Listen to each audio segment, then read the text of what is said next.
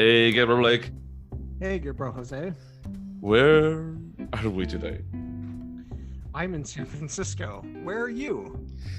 I'm in Chicago, and I'm at least happy that today I actually saw the light of day. Because there are like many days that I just work like long hours, and I don't see the day. I don't even leave the house. Did you leave your apartment today? Yeah, in the morning. That's the question. You had like an appointment, but beyond that, no, I didn't. And it was like the last couple of days they were like super warm. It was crazy. It was in the 50s. Wow. Yeah, insane. It's not Yeah. like ice that you're slipping on and hurting your elbow. There was, sorry? There's not ice that you're slipping on and hurting your elbow. No, it just melted like 2 days ago. The day that it was 60, Good. Yeah.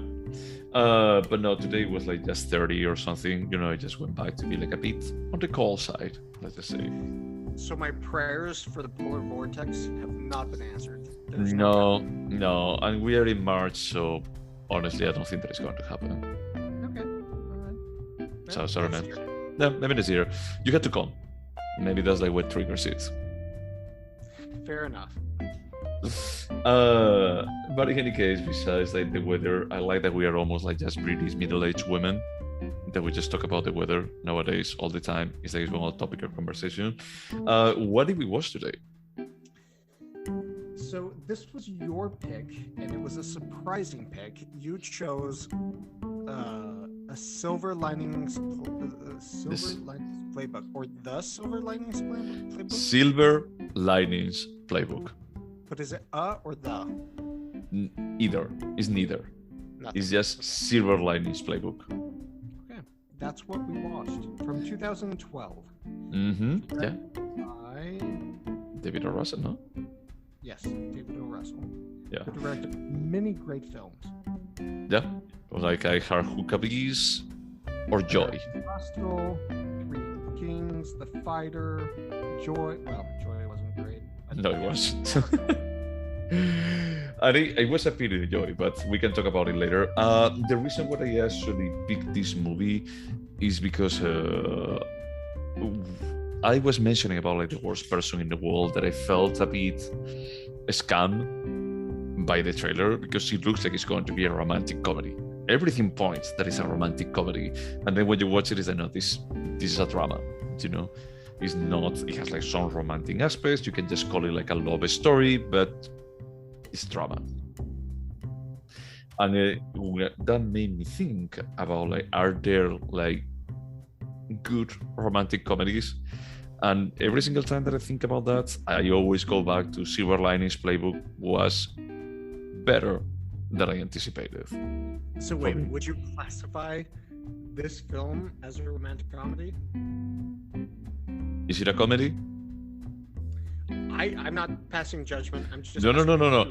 I'm asking you, and I'm returning the question. It's like, is this a comedy? Absolutely not. In my opinion, no. Okay, I mean, it's not a comedy like a visual comedy that people just trip over or anything. But didn't you laugh at all? Not a single time. You're dead inside, dude. I am dead inside, and in fact, I don't want to get into the movie too quickly, but I think this may be the greatest difference in our scores in a very, very, very long time. Wow. Okay. Now I'm super excited to just hear about it. For me, it's romantic. For me, it's a comedy. For me, it's a rom-com. Now, if it's a rom-com like a Tom Hanks and Meg Ryan movie, no, it's not. It's more like a dramedy. But I think that they actually they're smart on how they actually just play like with the elements. I may jump on board with the term dramedy. For me, like, I would never ever call this film a comedy, but if you were to say this is a drama with some funny aspects, I would agree with that. Okay, yeah, let's go with that. So what is this movie about? As it was my pick, I think that you had to summarize it. Sure. So there's not much to this story. It's basically about Bradley Cooper. I can't remember. I think his name is Pat. Is that right? Yeah, I think so. I think I watched it like 6 his name is years Pat. ago. Yeah. The film opens with him ending an 8-month stint in a mental health hospital. He clearly has some mental illness. His mom comes to check him out. His mom is that Australian actress who is fucking amazing. Jackie Weber? Yes. She was completely underutilized in this film, but she's fantastic. So his mom checks she checks him out of this hotel. She checks him out of this mental hospital after 8 months, brings him home. He's clearly not ready. Mm-hmm. Then, because of the efforts of her family, Bradley Cooper is introduced to another mentally ill person, played by Jennifer Lawrence, and they have basically a will they, won't they rom-com sort of interaction. And that's it. That's the entire movie. I mean, they go back and forth, will they, won't they? There are a few different situations where they're like, oh, Bradley Cooper's an ass. Oh, Jennifer Lawrence is an ass. Oh, it's all mental illness. And then you can guess the ending. Of course they got together, because A spoiler alert. most boring pieces of film I've seen in a long time. Holy cannoli. Okay, I mean, I don't think that is like so much about like would they be together or not. It's like, of course they are, you know. It's a rom-com. Of course they're going to be like ending together, you know. But I think that there is something that is just differentiated from most of those shows, that the Tell me what differentiates it.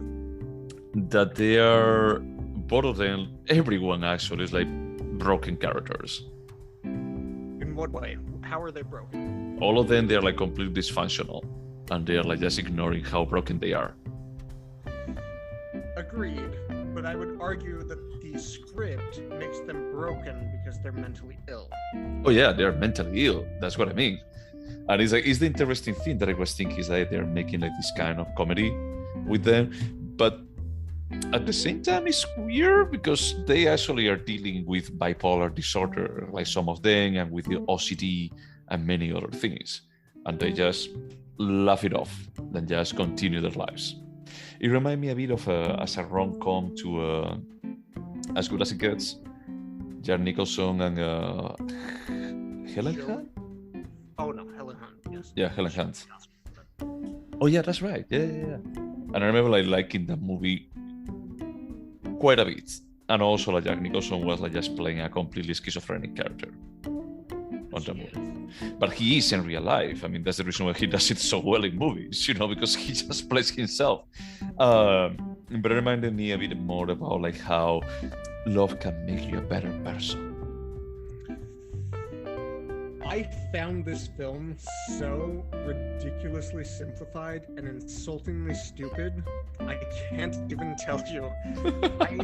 So let me preface this by saying that I worked with the mentally ill for 7 years when I was young, like when I was in college. And I will tell you that mental illness is nothing like the incredibly beautiful characters played by Bradley Cooper and Jennifer Lawrence. This was so insultingly glamorized that I was like, who fucking wrote the script? This is dumb. This is a dumb movie. Wow. Wow. I'm speechless. I've never seen you like this opinionated ever. So as I watched the film today, and as I was watching it, I was like, no, there has to be more. And then I thought, I'm gonna score this very low. And I think I'm in the minority. I think most people like this film. And I couldn't find anything in the script, in the direction. Well, the direction is very strong. Like, there were beautiful moments where the director showed us these like moments between characters that were genuinely beautiful. I will admit that. But in terms of like the characters, the script, how believable it was, I didn't see it. I saw nothing. Oh, okay. I'm just speechless. Honestly, I don't know what to tell you. You know, like for me, the script was really engaging. I wanted to know what was going on. I'm totally open to other opinions, but I No, would no, like no. to hear why you felt like the script was engaging.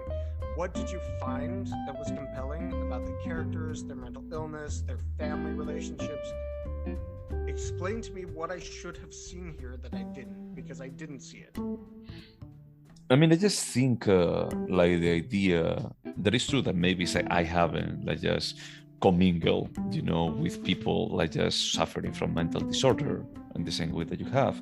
But for me, like the idea of someone disappearing from their life for 8 months and then just coming back to it and trying to rebuild it and just being stuck in the past without like even recognizing what are like the problems that they come from inside him, it felt appealing. I wanted to just like see more and see how dancing was going to be like making him a better person. I found it corny, but at the same time, it's like I bought into it as an entertainment. I didn't buy into it like this is life changing. I will say in the dancing scene, I was like, okay, this is appealing. It was super cute. Like that scene is super cute.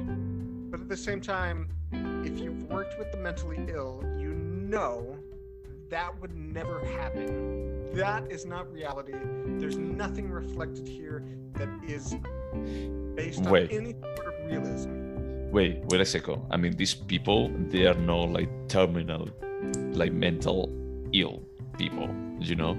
Is that they are a bit more about like the guy went to the sanitarium, to the mental institution, just as a way of not ending in jail, just claiming that he had like a mental disorder, but he could have gone to jail. Basically, he was forced to stay there for some months. And they had like that agreement with like, you could leave if your family can tackle you. And they basically can't. I mean, like the part with like then he going crazy and just fighting his father. Is that's father and also waking up his family at 3 a.m. because he can't find a video that he wants. Like the guy's very, very unstable. He's unstable, and it's sad, like the part about like seeing like the family, like the mother, like taking the risk and just like realizing about I made a huge mistake, but I don't want to give up, but I don't have the tools for actually helping my kids. Yeah, I don't know. I feel like the film wanted to show Bradley Cooper as being not completely, I don't want to exaggerate, but like being so unstable he couldn't run his own life, and also being completely stable enough to have a romantic relationship, and none of it made sense to me. None of it. Well, I mean, the thing is that we don't see him starting like a romantic relationship until the end. Is that they have a friendship. They just build a friendship through threatening each other and through scamming each other. That it's not a friendship. The first night that they meet, she says, "You can fuck me if you want." That's not a friendship. Friends don't fuck. Well, I mean, but the thing is like, okay, I'm like completely alone and desperate, That is like what she's doing, like through the grief process. That's easy. Right, but you can't call that a friendship. Again, friends don't fuck, and the first night they met, she said, "You can come and fuck me if you want." Oh, because at the beginning they are not friends. Is that she's just like using him, because that's like the way of actually how she approaches life. That is that you use sex as a mechanism for just moving forward, for just like trying to close a gap in your life. This is actually interesting because you and I view sex in a little bit different way in terms of like, correct me if I'm wrong, but you see sex as a way to get to know people, and I see like if you're friends with someone, you don't have sex. Like it's a very firm line with me. Correct me if I'm wrong. I don't want to put words in your mouth, but we do have a little bit of a different view, and this is something we've discussed many times. Yeah, for me, it's like sex is a way of getting to know someone, but it's also like some kind of transaction. Well, you can have sex with someone that is like, look, we're not going to be friends. We don't have like anything in common, but you're a really hot person. So on that case, it's something that is that I could understand, like the idea of having sex with someone. Now, if you are friends, if you are like really friends, you say, I think that sex doesn't have like too much room in there. Because I can understand like friends with benefits, but at the same time is with someone that you get to a specific line of friendship, it's like it's out of place for me. So again, I don't want to put words into your mouth, but do I hear you correctly when you say that, like, in terms of friendship for you, there's some sort of room for sex if it makes sense? Does that sound accurate? And for me, if there's a friendship, there's no sex at all. So understanding that we have these different approaches, I think that's important to understand our different approaches to this film. Yeah, definitely. You know, but the thing is, like, she offers having sex the first time that they meet each other. So from that perspective, it's like, if it's like the first time that they're like meeting each other, they are not friends. They don't know what is going to be like happening, but basically it's like she's not looking at him as friends or anything. She's like, look, you're a dude. I fuck dudes. That's it. Let's just do it. This is how I'm in the broken point of my life. This is how I can relate to other human beings, having sex with them. I can definitely see that 100%. So understanding that, do you see any sort of growth in these characters over the film? A lot. I mean, you can see how she starts self-respecting herself like way more, and how he actually starts dropping his obsessive behavior in a gradual kind of manner. Yeah, I think there's a nuance to the script that it just went over my head 100%. So this is a film that I didn't see because I have a hard time watching films about mental illness or disorders, mental disorders. So I never saw it, even though I love this director. I love many of his films, but I couldn't bring myself to watch it. And part of that is because when I saw the trailer, I thought, I know 100% how the script is going to go. It's 100% predictable. And when I watched this film today, it went exactly as I thought it would go for the last 10 years. It's so predictable. It's so boring. The characters, in my opinion, and that's why I just asked you if they evolve. They don't evolve. We know they're going to end up together. I don't understand. I don't get it. Honestly, I think that they evolve, and I think that the script is, for me, is like, it was engaging. It was like I'm having a blast watching this movie. It's true that it may be like an oversimplification about mental illness, and if you are familiar with it, you may find it like disrespectful about like how this is being treated. But I think that they have like a good character arc. Everyone has like a good character arc on this. It has like But even taking away mental illness, if you just look at this as a rom-com, it's by the book. Oh, they don't like each other first, then they're gonna like each other, then there's gonna be a conflict. But that's what a rom-com is. It's like just following that pattern, you know. Yes. So if we want to look at it as nothing elevated, if this is a good rom-com with the like context of mental illness, fine. This is a fine film. It's not elevated in the slightest. Okay. That's completely up to you. I just think that this is entertainment, you know, and I think that actually how it's directed and also the acting, and for me even like the script is engaging. It's not going to be like something that I'm going to be like quoting in the future. Is that I think that is solid. I'm not going to be like calling it like the best movie of all time, but I'm telling you, it's like this is entertainment that I'm not going to forget. I'll completely agree with you. The performances are fucking remarkable.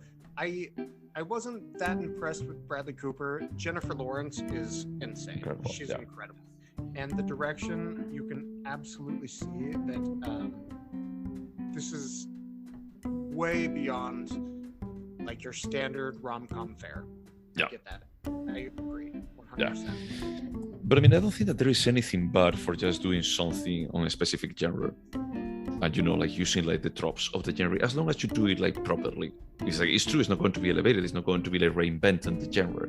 It's not like The Unforgiven. That is like, hey, you remember what a Western movie used to be? And throwing everything through the window. Can you remind me, if you know, what awards this was nominated for? Best Actor, Actress, Script, maybe? So I think a lot of my expectations had to do with understanding that this was so applauded when it came out, which was it 2012? Yeah, 2012. That I just expected it to be more, and it wasn't. It's solid, 100%. It's solid, but there was nothing there that was like, wow, this is a good movie. I think there is, but the thing is like, look, it was nominated to Best Picture. That's like the only one that I would be. It's like that can be a bit of a stretch, but all of the actors, they had like nomination in all the acting categories and directing. The directing is solid. It's like it's like pretty good, and the acting, all of them, they're amazing. Even like Robert De Niro is really good. Yeah, the direction, I hate to admit, because I did not like this film, the direction was good. Like, there were some scenes where I was like, wow, like, this is a guy. It actually, please don't laugh, but it reminded me of P.T. Anderson in some of the ways that it felt so intimate and so, like, wow, this is real life. Like, you can feel this. Don't laugh. Okay. I'll say P.T. Anderson. I love P.T. Anderson. We disagree. But You do really like PTA? Licorice Pizza, great. The Master, great. Now you're kidding. Now you're kidding. There Will Be Blood, great. No, Now you're kidding. No, I'm not joking. Oh my god. He's Okay. a good director. I don't want to go on this tangent. What I'm saying is that there are aspects that I admire from P.T. Anderson that I recognized in this film, that I was like, okay, this makes me feel like this director knows what he's trying to make me feel, or what he's trying to display. That's it. So the thing with David O. Russell, I always had the feeling that he likes to be a star from a grounded point about like, this is like real America. It is like a story about real people, and then he adds something on top of it that it makes it look exaggerated or a bit out of no, this is not like, I don't want to be like 100% like real life. That I think that actually, when you think about PTA and you imagine Julianne Moore like crying and saying suck my dick, is that no, I want reality. I want that cruelty of reality on PTA. That's the part that I feel they may differ a bit. I don't think that he goes for realism 100%. It's that he's fine with just having an exaggerated version of reality. I mean, just think, look, one scene that I was like, okay, this is pretty clear. When they're on the tailgating party, like for going towards the Eagles, and we see the therapist. And the therapist actually sticks with them. He goes back with the family, to actually just say, no, he didn't start the fight. He was just trying to defend me. And he doesn't say anything. He's like, this is like just a joke in itself. It's like he's not afraid about like just making like the reality about like, yeah, this can be partially like reality, but I'm making not grotesque, but I'm making it a bit absurd. And that's like the premise of I Heart Huckabees. And even like American Hustle is like there like several times he says like, yeah, no, this is not trying to be reality. This is trying to be the uncanny valley of reality. That's an interesting scene to bring up because, one, my husband is a psychotherapist, and two, my second best friend that's not you is also a psychotherapist, and she told me that every time she has a new client, she says, look, if we run into each other in a social setting, I'm going to pretend not to know you. If you want to come up to me, say hi, that's great, but I'm never going to acknowledge you. So all of these things were like running through my head, and I'm like, is this funny? Is this again playing with the line of like mental illness, or sorry, getting therapy is not mental illness, but like it is getting help. Yeah. And that's kind of the theme of the entire movie. I don't know. The script just none of it hit the right tone for me. Okay, no, that's fair, man. That's fair. And especially if you have like a bit more of exposure to topics like this, is that you're going to have like a higher kind of bar for it. So I get it. But also, like, I agree with you. I have different like approach to this film, but also just like this was one of, according to the Academy, and we don't trust the Academy very much. outside of the best like script writing categories, at least in my opinion. And foreign film sometime. Yeah, no, the foreign film category is good. This was not one of the best films to come out in 2012, and I think my expectations played a big role into how I like perceive this film. And I love Jennifer Lawrence. I will watch almost anything she's in except for Red Sparrow. And oh, so you like First Class? You like Age of Apocalypse? 100%. I liked the Aronofsky film she starred in. Oh, motherfucker. That's a joke. That was not a good film. Okay. But I like to watch what she does on screen. And in this, I was like, wow, she's acting very well. But this is, by definition, a by-the-books rom-com. Literally, you could have swapped out her with... oh, fuck. Who's the name of the older woman that starred in Ocean's 8? Julia Roberts? No, the black-haired one, the brunette. America's Sweetheart. Julia Roberts? No, Anyway, you could have swapped out anyone, any actress that was not her, and it would have been the same film. Do you know... Okay. Okay, you're saying that... Sandra Bullock. Oh, yeah, that's right. So... You know who won the Oscar to Best Movie in 2013? Who? Is that the same year this was nominated? Yeah. What? I'm giving you a couple of like tries because I'm trying to just confirm it because it's like this is hilarious. Tell me. Give me a few guesses. Let's see. Where is it? Oh yeah. Is the person that won, or like the main producer, he already has like a screenplay Oscar. Okay. He's famous for that. There was, and there were like 10 nominees this year. It was like one of the first years they had like 10 nominees. There was a Haneke movie nominated. Was it a White Ribbon? Oh no. Amor? Yeah, Amor was nominated to Best Movie. Yeah, dude. Yeah. Yeah, I mean, I went with Paul to see it. Lincoln was nominated. Silver Linings Playbook was nominated. Jiang Wan-cheng was nominated. 0 Dark 30. One. None of them. None of them. What one? It was not Beast of the Southern Wild. It was not Les Miserables or Life of Pi or Lincoln. The winner was Argo. Tell me, do you think that Argo is better than this? Honestly. Absolutely not. No. Okay. Argo was a piece of shit. Okay. I mean, at least we're on the same page about that. This is definitely a better movie than that. I mean, Ben Affleck definitely deserved to win an Oscar. He already had one for the screenplay.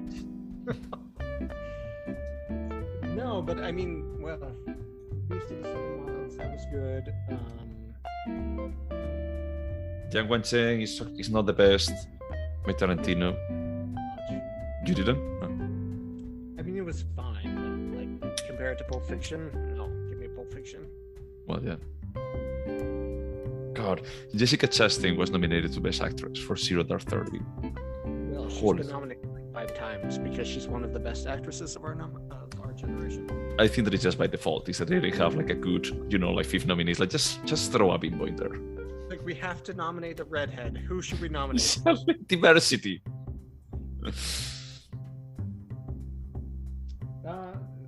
I don't know, man. I mean, if we look at this film as a standard rom-com with the same formula of every rom-com, is it elevated? Yes.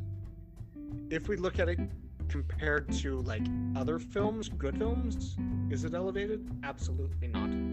Okay. There are good performances, there are good directions, but no, this is not a great film. I will never remember this. I will never think about this film again. It didn't shed any light on mental illness. It's kind of like minimized what mental illness is. Let me just ask you: did you watch As Good as It Gets? Yes, but when it came out, so like 20 years ago. Well, yeah, like 25, more like that. But 97, I was still in high school.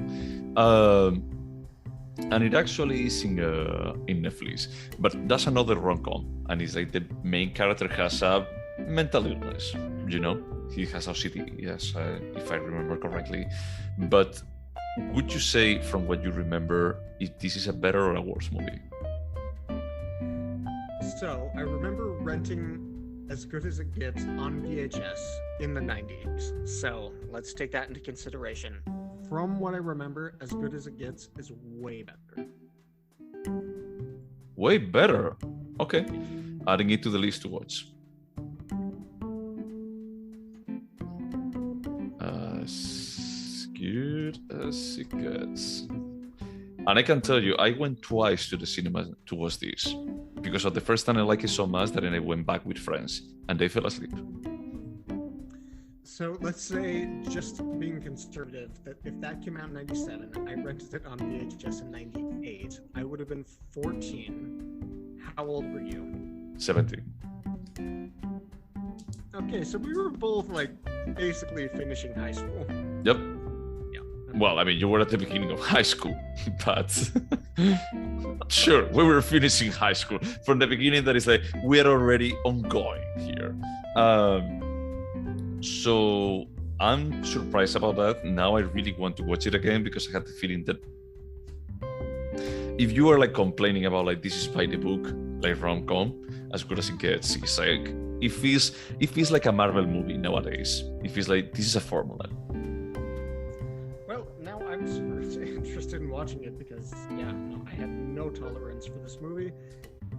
I remember that movie as being good, but maybe I'll have the same complaints. I don't know. Okay. No, that's completely fine. So could you watch it again? This Silver Linings Playbook? Never. Yeah.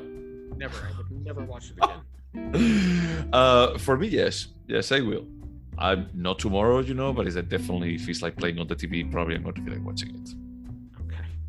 Yeah. But like how long? Like if you're gonna sit down and rent the movie, or it's on Netflix, but if you're just gonna choose to sit down and watch it, I would say that probably in a year I will watch it again. Okay. For sure. Yeah. You know, if someone is like just scrolling around, like, hey, do you want to watch Silver Linings Playbook? Like, yeah, you know, I remember this is still fun. Why not? Would you recommend it? No. I would recommend it. I mean, I recommend it to you. I think that is like I like David Russell, and it's what I was telling you earlier. Is that I like it to the point that is like the Silver Linings Playbook and American Hustle. I was pissed that Joy was going to be released on Christmas Day, and I was going to be in Spain, and I was going to be like missing it. I was at that point about like, oh my god, it's Jennifer Lawrence with David Russell. It's going to be amazing. And then I watched it like a year later, and I was like, it's not good. I think this film and Joy are the first films that I was like, okay, I'm done with this director. Nope, no more. Okay. I mean, I just think I would like to go back and watch American Hustle again now. But Joy was weak. I couldn't say that it was the worst movie that I ever seen or anything like that, but that was like completely forgettable. Yeah, no, it was not good. So it looks like David Russell has a movie coming out this year that is still untitled, but it stars Margot Robbie, Anya Taylor-Joy, Christian Bale, Timothy Olyphant, Zoe Saldana, Robert De Niro, Rami Malek. A really good cast. Yeah, and Taylor Swift. It's. Oh no, are you kidding? Well, I mean, she's on the lineup. On the cast, but I like that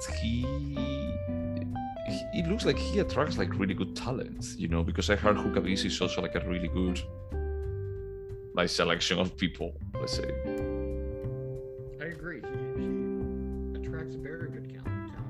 I mean, Three Kings. Oh wow, he really hasn't directed that much. No, after Joy, is like he almost destroyed his career. I think The Fighter really kicked it off, and then Silver Linings Playbook, American Hustle, and then Joy. So he had like a good 5 years. Yeah. Well, I mean, I would say, wasn't a Hard Hook Abyss and Three Kings like fairly big too? I can't say because I was living as a monk in Russia from 2003 to 2005. Hard Hook Abyss came out in 2004, so I honestly don't know. Gotcha. Three Kings, I remember like just people talking about it. I never watched it because it's a horror movie. I remember thinking it was pretty good, but also I watched it in 2004, so who knows? That was 18 years ago. Okay. No, that's fair. I never watched The Fighter, actually. Or Christian Bale. Amy Adams. Okay. Like Amy Adams. I'll watch anything with her. Even Superman. Bale won the Oscar for that film. Yeah, I think so. I think so. And for a while, I was mixing it up, The Fighter and The Wrestler. Yeah, they came out at the same time, and they were both kind of boring. That was their strength. Okay, in any case, let's go back to the question. Would you remember the Silver Linings Playbook? I will remember nothing but they're mentally ill and they fall in love based on the standard recipe for rom-coms. So, no or yes? No. I will Okay. remember nothing specific about this movie. For me, I remember like the key aspects about like they don't like each other at the beginning, but then they start like having this dance training together because there is like a really big bet, you know. Wait, are you talking about Made in Manhattan with J-Lo? Oh, sorry, it's the exact same script. I'm sorry. Let's go back to this film. Okay, so J-Lo is like mentally ill, and she actually is like just training for the dance competition. No, but initially she doesn't like the guy that's gonna save her from being a maid, and then they fall in love, but there's an obstacle. Well, but look, is that those are the elements. What I'm talking about is that I remember what the elements were on this case, and I think that I'm going to remember in the future. So what you're telling me is like I could remember that this could be a romantic comedy. And what I'm saying is like I know or I remember what happens in it. That's Like, fair. what are the specifics? You know, what are the decorators on this? We should actually create like our own romantic comedy, you know, just from the perspective of just using these elements but just changing like random things. You know, like for example, it's like Chihuahua and Salvatore. They're actually, you know, they don't like each other at the beginning. You know, we can see like how Salvatore like barks at her. But ultimately, they sleep together, which is what they're doing right now. Cuddle Yeah. up. Yep. So it's that they fall in love by the end of the movie. Is there anything artistic about Silver Linings Playbook?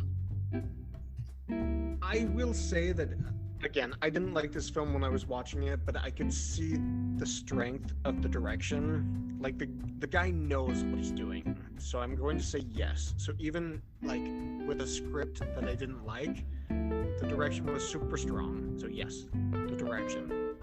Okay. I'm a bit torn about this one because albeit I think that the direction was strong, it was more,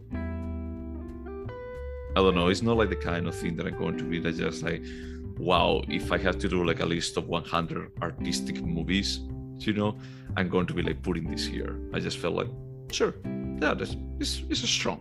It's strong. It actually just carries, or it actually just like makes it stronger, you know. But I'm a bit torn, and I think that just being contrary to you, I'm going to say no. Is it a timeless piece? Yes. Yes, it is. Yeah. For me, it's also a timeless piece is not an important piece. Maybe that's a new question. Yes, no.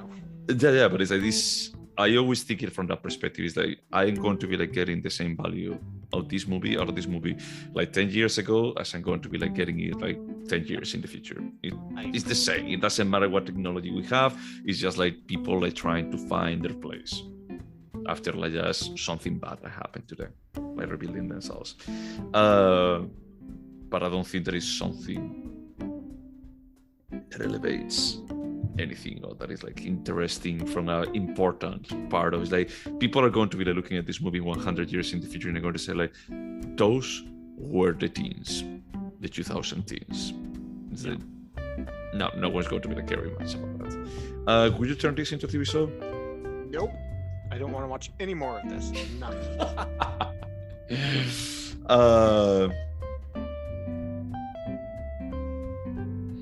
I'm trying to think how a TV show would play on this. How could they actually just spread like the story, like developing more of the characters? Because actually, like the secondary cast, all of them are somewhat developed. They have like their own arcs.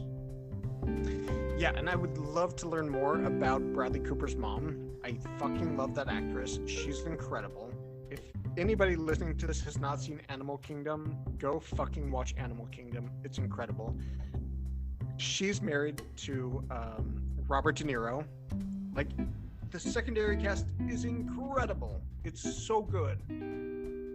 Yeah, and even like the friends that he has, that Bradley Cooper has, that is like the guy is like severely unhappy. He's like, I like, you know, like also like their story.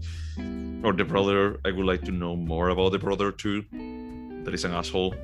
I don't know. I mean, I could see a TV show where they develop on every character, you know, like on every episode, like one of these stories, and just making it like, I don't know, instead of family matters, mental illness matters.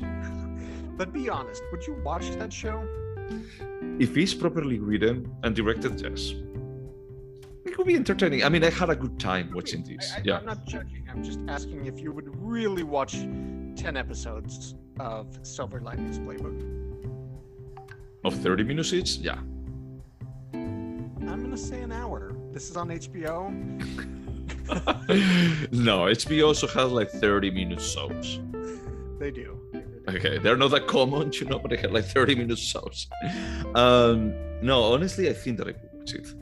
It would really depend about like how it's organized, but it's like just given that there are like enough secondary characters that you can develop, you know, and all of them they were enjoyable to see on the screen. It's like I had the feeling that it's that you could get away with just writing more material here. That's fair. That's fair. Do you think that this movie could have been better? Absolutely, if it had a completely different script. Completely. I mean, just throw out what they had and start from scratch. Let me ask you this. Do you think that they could have done a better rom-com about mental illness?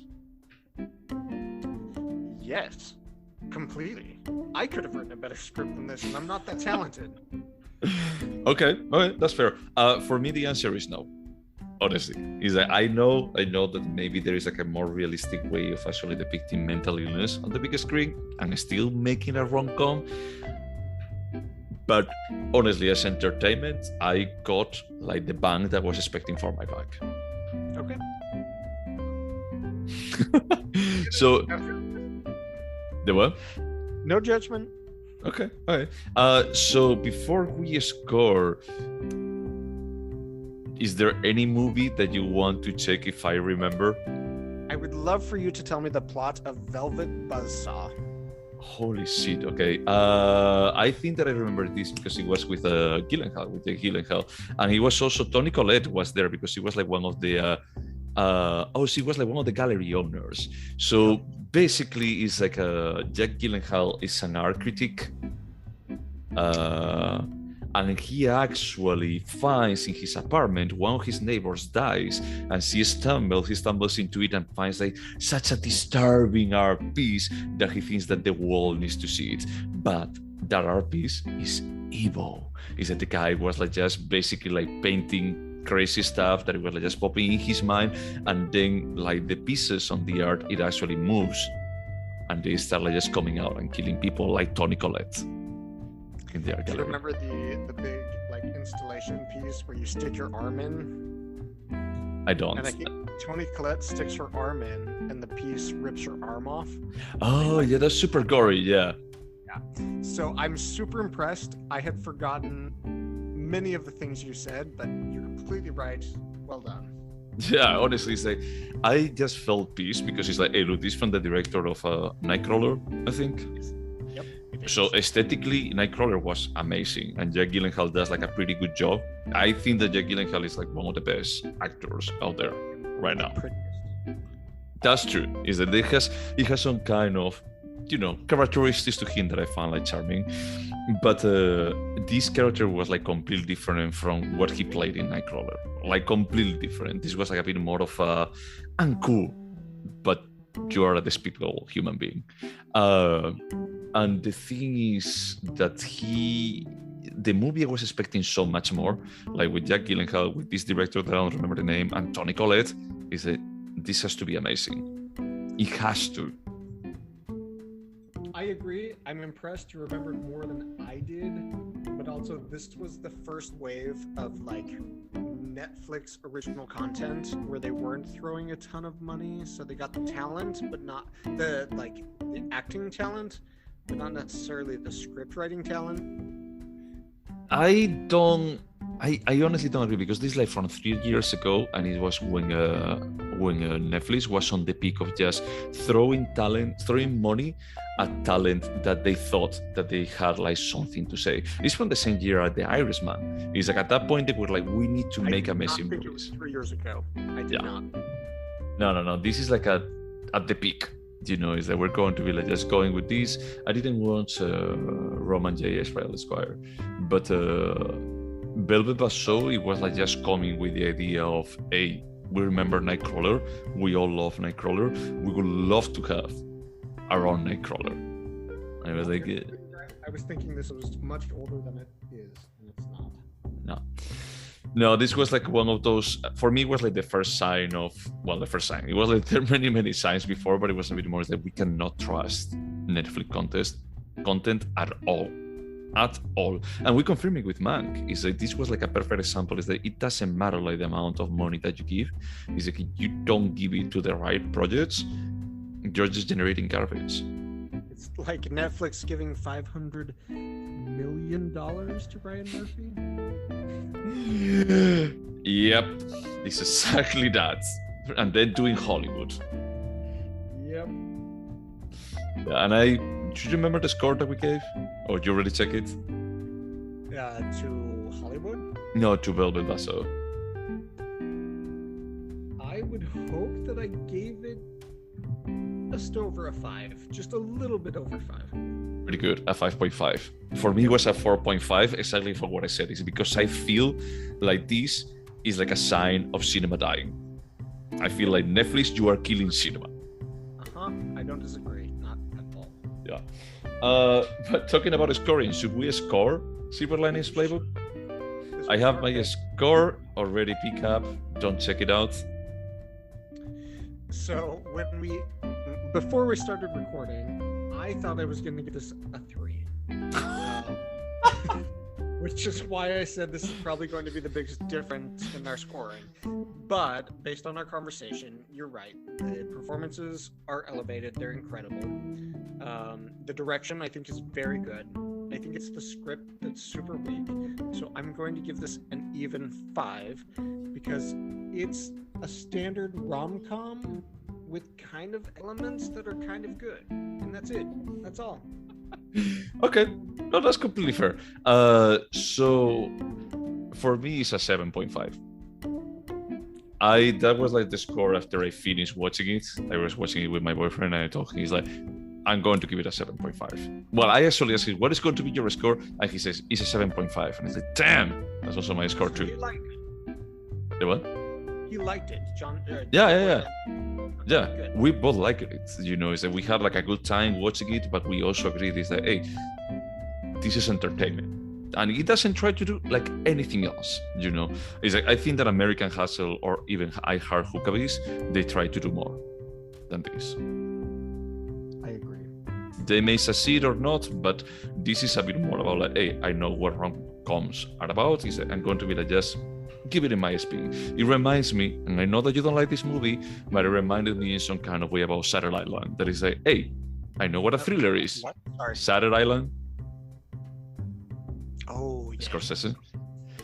So, and Leonardo DiCaprio, and it's even more like, hey, I know what a thriller is. I know exactly like the twist that I have to do, for just having like one of these, oh my God, what is happening?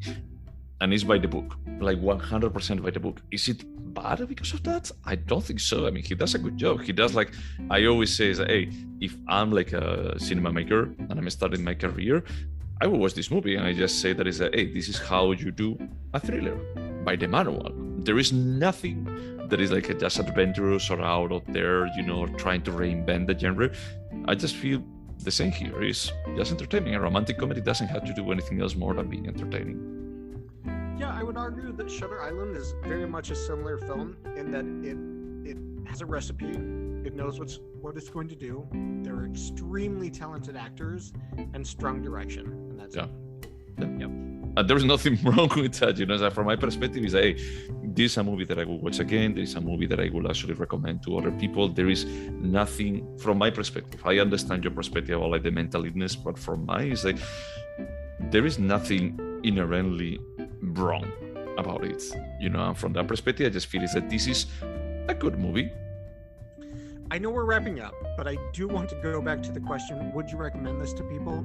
You said yes, right? Yeah. In what situation would you ever be like, oh, what's a good movie? I'm going to tell this person to watch a Silver Linings Playbook. Exactly in the situation that I told you, we have to watch Silver Linings Playbook. That is like, hey, tell me about a good romantic comedy.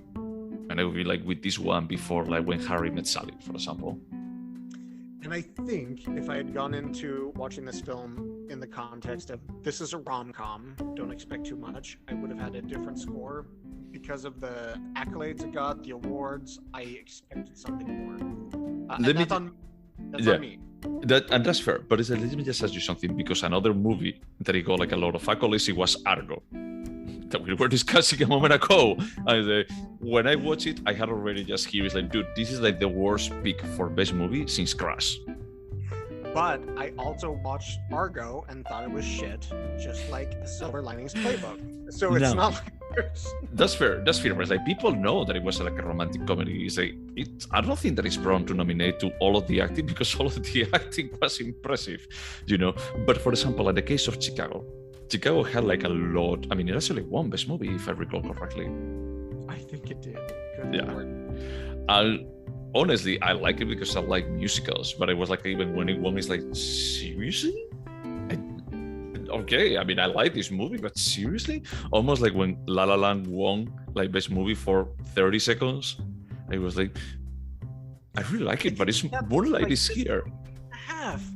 It's almost like an Italian film. Let's nominate it. Anyway, we don't have to go to. But what I say about like Chicago is like, your expectations, if you know that it's a musical and you know what you're going to be like getting into, it's like, it's not a bad movie. No, It's just entertaining. It's like, probably I would give it a 7 for the top of my mind. Yeah, but it's like, now you understand, like with the trailer of The Worst Person in the World, how I approached the movie is I just felt it's like, dude, I was expecting to see like a different movie. Probably would have been like more entertaining, more light, That's what I expected, like a lighter movie. And this is like that lighter movie.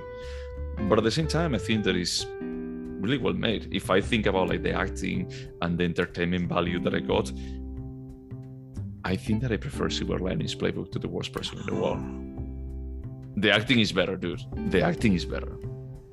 The acting is better in a Silver Linings Playbook? Yeah.